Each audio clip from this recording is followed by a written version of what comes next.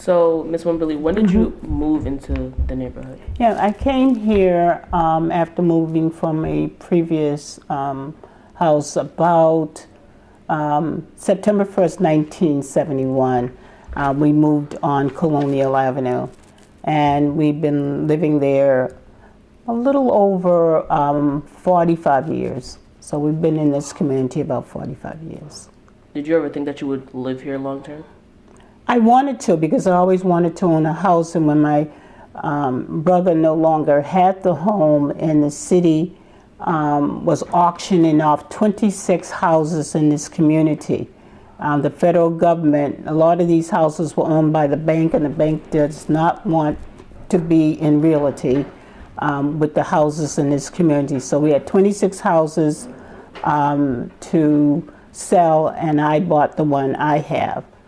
My house cost me $2,000, and the guy from the city, I said, listen, I have to go to work. I can't be here at the auction and work too. I said, whatever you set for this house, I'll buy it. And very nicely, he called me at work and said, we auctioned it off for $2,000 for you. And I said, what? So when I talked to the bank and I said $2,000, and I said I need to borrow that money, and the manager of the bank said to the staff, hey, you guys, this woman just bought a two-family house for $2,000. And they all looked around like, because houses were not that price. But like I said, the federal government wanted to sell the 26 houses along with the bank. There were people who were soldiers who came back from the war. They did not have the money to buy these houses. So they went into foreclosure. It takes 6 years from the courts to really get these houses. So I was very blessed.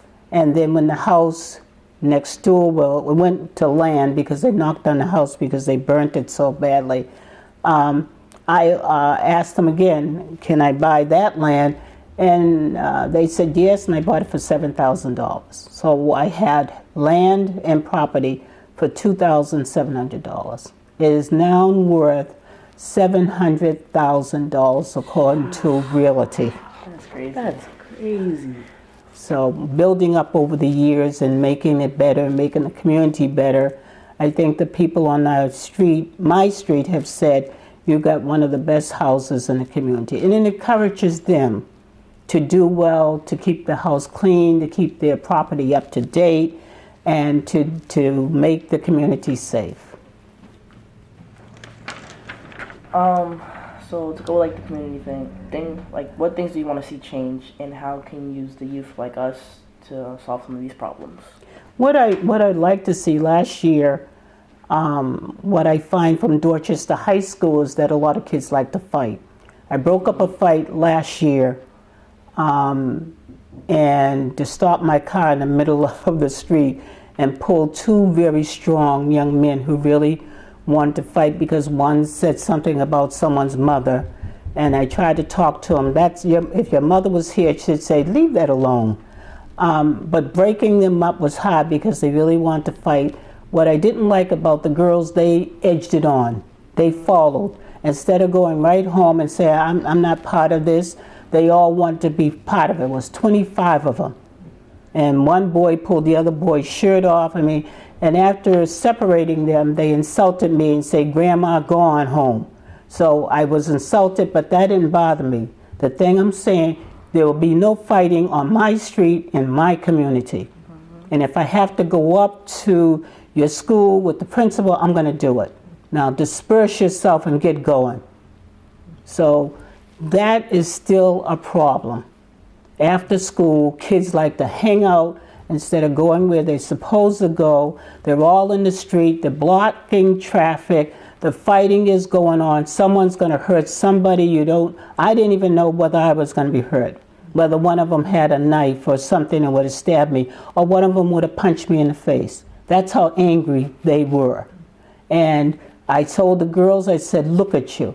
You ought to be ashamed of yourself. One day when you become a woman, I hope you're embarrassed about being here and what you're doing and encouraging these boys to fight. You boys, I said, you should have stopped this fight. You shouldn't have done this. So you have to not keep driving by and men driving by and slowing down looking like they're looking at a rat and a cat fight. It's really terrible. That's a problem I'd like to see changed. The other problem I would like to see changed is they stop giving us tickets. My street is the only street in the community where they give a lot of tickets. Southern Avenue, they took down the signs, so no tickets are given. Mm-hmm. They tow cars away, and other communities, I'm sure they're not doing that. So those are the things I'd like to see change. I'd like to see the men who sweep, instead of sitting at the end of the street on their phone for about 20 minutes talking, and they don't have any water in their machines to clean the street looks worse. If they had just said, Ms. Wimberly, you come out and clean, I would have been glad to do it, because they make a mess. So that's what I'd like to see change. I'd like to see people who sell drugs on the street or who are drug runners on the street, and I know the police are really trying to take care of that. I would like to see that changed as well. It's just bringing down, the community, and I'd like to see people fix up their house a little bit more. They're not attending to their house. So those are things I would like to see changed and organized. Yeah, so you mentioned cleaning in the neighborhood. Tell me about the story about how you used to clean and you and your family used to clean. Yeah, I because I know about proposals, have written proposals, have worked in jobs that deal with proposals, have graduated college and have continued on with community activities, was the assistant commissioner appointed by the mayor a couple of years ago. I sat on the women's committee and what was going on with women in the Southwest Triangle. So I sat for that for 4 years.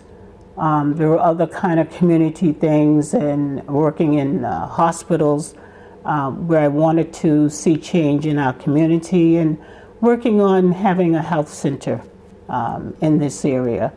But we started in the late 70s, thinking about, wow, all that trash continues to pile up. And I wrote a proposal, and we were funded for $3,000 with the help of the Second Church in Dorchester. Reverend Lesh sat on the community board and did sign off on the papers for the federal government to give us the money.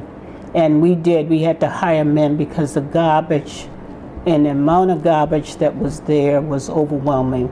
But the community did come out. We had 26 people who came out on that day. And like I said, we started early in the morning, and we went to about 6 o'clock in the evening cleaning it. And it really looked beautiful to be able to drive down that street, look down that street, and not see all the garbage. We couldn't get the MBTA to cooperate, and on their side of the fence cut down some of the trees that hung over. What happened is that one young lady, a rat ran from out of the yard of the MBTA. She ran in the street, the car hit her, she broke her hip. It was those kind of things that people couldn't see where they were walking, so we had to also cut down limbs and bushes and stuff like that so that you can see clearly down the street, so that women were not raped or pocketbooks stolen. We had a lot of that, pocketbooks stolen, because we had an empty house, and they found several pocketbooks in that house that young men, as people got off the bus or walking down the street, they would grab them, run into the vacant house, empty out that person's pocketbook, and throw the pocketbook in the house. So according to the police and the city of Boston, that's how many pocketbooks. There were people who were vagrants who lived on the street, were living in these houses. So that was another task, to work with the city to board that house up, get those pocketbooks and property back to people if they wanted them.